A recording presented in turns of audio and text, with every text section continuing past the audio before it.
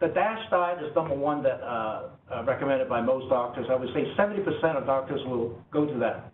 That's been around for about since 2003. It stands for a dietary efficacy to stop hypertension. That's what it abbreviates to. Boston Medical School group came out with this in 2003. It's to control hypertension. And what it really advocates is the carbs at 52-55%. Just a variation according to individual, but protein 16 to 18%, fat 30, and you're limited in what you should take is saturated fat. That's animal fat, refined grains, sugar, and 1 teaspoon of salt per day. And that includes all the salt in the food, okay? The benefits, of course, is you lower your risk of heart disease and blood pressure, obesity, and diabetes. The second one I recommend is probably the Mediterranean diet. And if you go to that area, Sicily and Italy and all the Mediterranean area, you find a lot of them eat small fish. They don't eat big fish. And, you know, they export a lot of canned stuff.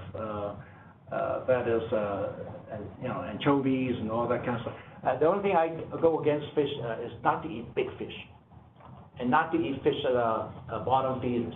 Because then if you eat a lot of fish, you end up and potentially end up with mercury poisoning, all right?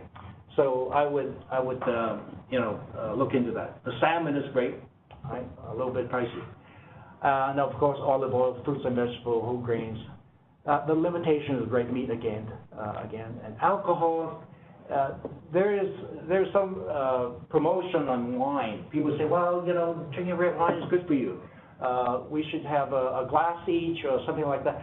I tell, as a doctor, what I do is I tell people, say, if you're not a drinker, don't have to stop. All right? Yes, red wine is good for female. 2 glasses a day is probably the most I would recommend. And in general, I mean 3 glasses for guys. That's per day. But if you go excessive, that becomes an alcoholic problem. So, and then benefits, of course, it decrease the incidence of diabetes, cancer, age-related cognitive decline. Now, I'm talking about progression of these things.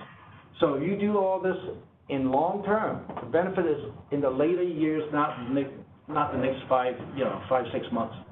And cardiovascular disease and overall mortality goes down, okay? Thank you for viewing my videos, and I appreciate your time and effort.